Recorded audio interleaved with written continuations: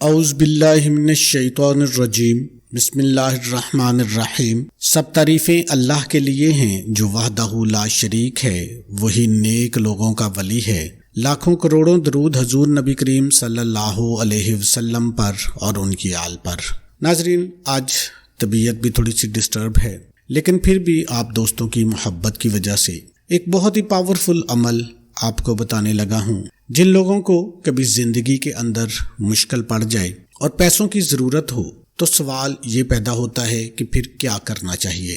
جب کوئی دوست بھی آپ کی مدد نہ کرے، آپ کا کوئی رشتہ دار بھی آپ کی مدد نہ کرے، اور آپ کے گھر کے اندر بھی کوئی پیسے موجود نہ ہو، اور کوئی قیمتی چیز ایسی نہ ہو کہ جس کو سیل کر کے ضروریات زندگی کو پورا کیا جا سکے، آپ کے بہن بھائی آپ کا ساتھ چھوڑ جائیں، اس حالت میں جب بہت زیادہ مجبوری بن جائے، سارے راستے بند ہو جائیں، اپنے بھی ساتھ چھوڑ جائیں اور دوست جو ہیں وہ بھی چھوڑ جائے، بس ہم اکیلے ہو گئے ہیں تو پیسوں کی بھی اشد ضرورت ہے، تو اس حالت میں یہ ایک بہت اہم اور کامن سوال ہے۔ تو اس حالت میں آپ کو کیا کرنا چاہیے؟ ناظرین، سب سے پہلے آپ کو یہ پتہ ہونا چاہیے کہ آپ کا خالق کون ہے، آپ کو بنانے والا کون ہے، آپ کی تخلیق کس نے کی ہے۔ اس ذات نے آپ کی تخلیق کی ہے جو ذات اس پوری دنیا کو اور آسمانوں کو بنانے والا ہے، جس نے آپ کو بنایا ہے۔ پوری کائنات کا خالق اور مالک صرف ایک اللہ ہے۔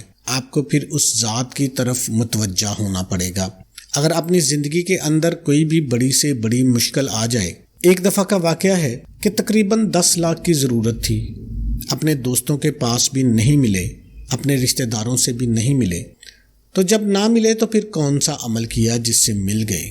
2 رکعت نماز نفل حاجت، بس اللہ کے سامنے، اللہ نے جو بندہ بنایا ہے، بس اللہ کے سامنے باوضو ہو کر کھڑے ہو جاؤ اور اپنی حاجت اپنے دل میں رکھ لو، تو اپنے اللہ کو پکارو، 2 رکعت نماز نفل صلاۃ الحاجات پڑھ لو، اس کے بعد پورے قرآن پاک کا جو دل ہے وہ سورہ یاسین ہے، بس اس کے بعد آپ خاموشی کے ساتھ کسی سے بات کیے بغیر آپ کا دل جو ہے وہ اللہ کے ساتھ کنیکٹ ہونا چاہیے، جس طرح ایک موبائل دوسرے موبائل کے ساتھ بلوٹوتھ کے ذریعے اور بہت مختلف طریقوں کے ساتھ ایک موبائل دوسرے موبائل کے ساتھ جب لنک کر دیا جاتا ہے تو پھر اس کا کوئی بھی ڈیٹا اس موبائل میں ٹرانسفر ہو سکتا ہے۔ تو ناظرین، جب آپ نے نوافل ادا کرنے ہیں، پھر اللہ کے قرآن پاک کو باوضو ہاتھ لگا کر پورے قرآن پاک کا جو دل ہے جس کا نام سورہ یاسین ہے، اس کو جب آپ پڑھنا شروع کر دیں گے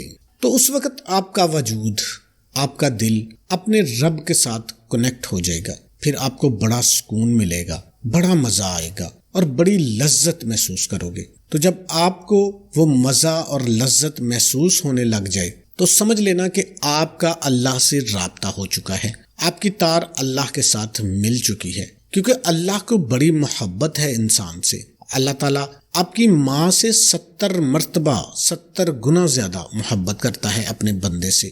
ماں کتنی محبت کرتی ہے آپ کو اندازہ ہے؟ تھوڑی سی تکلیف آئے تڑپنے لگ جاتی ہے، رونے لگ جاتی ہے، نیند حرام ہو جاتی ہے اس کی۔ کیوں؟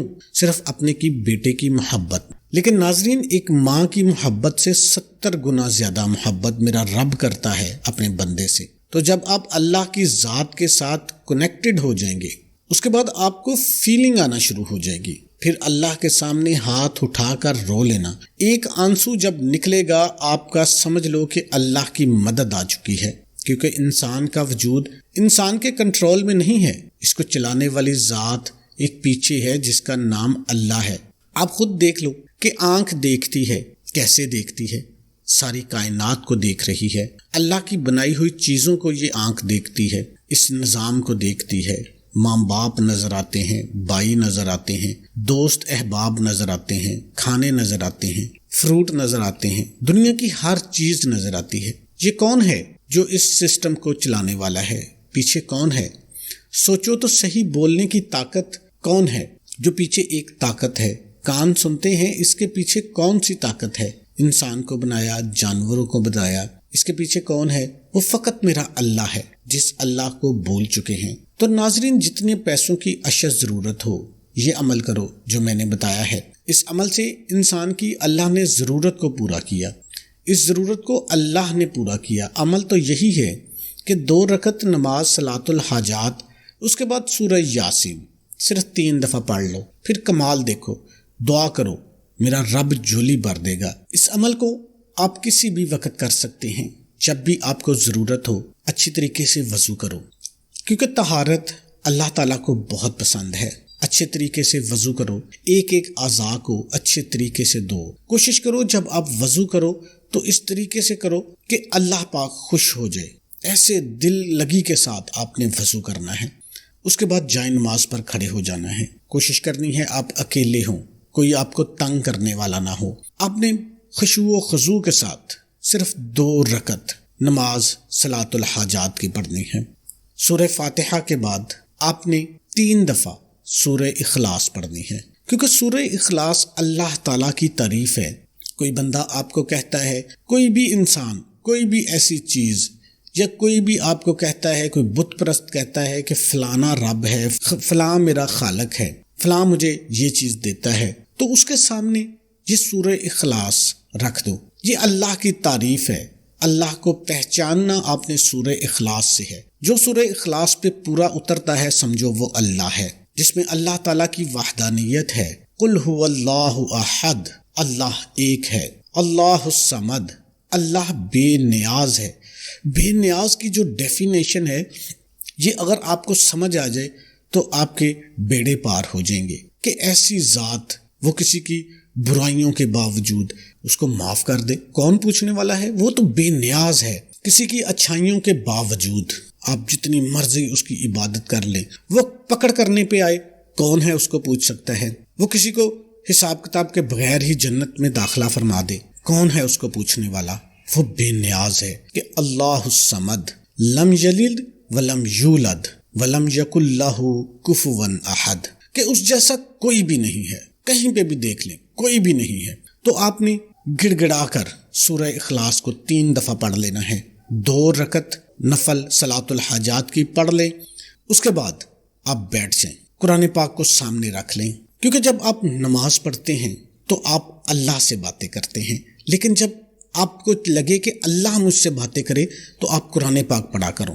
قرآن پاک وہ عظیم کتاب ہے جو لوح محفوظ سے ڈائریکٹ نبی کریم صلی اللہ علیہ وسلم کے جو سینہ اطہر ہے اس پر اتری ہے، اس پر نازل کی ہے اللہ تعالیٰ نے۔ کیسا مبارک سینہ ہے وہ، میرے نبی کا کیسا مبارک سینہ ہے۔ تو آپ نے اول نبی کریم صلی اللہ علیہ وسلم پر 3 مرتبہ درود پاک پڑھ لینا ہے۔ درود پاک پڑھنے کے بعد آپ قرآن پاک کو کھول لیں، سورہ یاسین کی تلاوت کرنا شروع کر دیں۔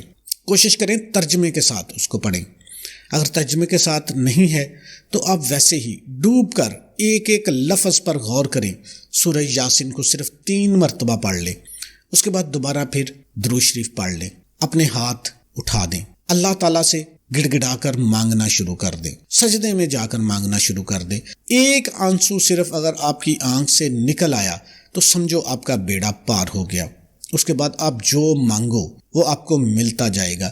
یہ میرے اللہ کا وعدہ ہے، میرے اللہ کی ذات وہ ذات ہے، وہ بن مانگے بھی آپ کو عطا کرتی ہے۔ جب آپ ماں کے پیٹ میں تھے تو تب بھی آپ کو ملتا تھا، آپ مانگتے تو نہیں تھے۔ آپ کو اچھی شکل و صورت دی ہے، آپ کے کھانے کا، آپ کے رزق کا بندوبست اللہ نے ماں کے پیٹ کے اندر کیا ہے۔ جب آپ چھوٹے تھے، آپ کو بولنا نہیں آتا تھا، اللہ نے پھر بھی آپ کو نوازا ہے، آپ کو بن مانگے عطا کیا ہے۔ تو یہ کیسے ہو سکتا ہے کہ آپ اس سے مانگو اور وہ آپ کو عطا نہ کرے؟ جب آپ کی آنکھوں میں آنسو ہوں گے اور آپ اللہ سے مانگو گے تو پھر آپ کو کسی چیز کی ٹینشن لینے کی ضرورت نہیں ہے، آپ کو اللہ کے حکم سے عطا ہونا شروع ہو جائے گا۔ نماز کی پابندی رکھا کریں، حسب توفیق صدقہ بھی دیا کریں، صلہ رحمی کیا کریں۔ اللہ پاک سے دلی دعا ہے کہ میرا سنانا اور آپ کا سننا اللہ پاک اپنی بارگاہ میں قبول اور منظور فرمائے، آمین ثم آمین۔ تمام دوستوں سے گزارش ہے کہ اللہ کے 99 ناموں میں سے ایک نام کمنٹ میں ضرور لکھیں۔ اللہ آپ کا حامی و ناصر ہو۔ السلام علیکم ورحمۃ اللہ۔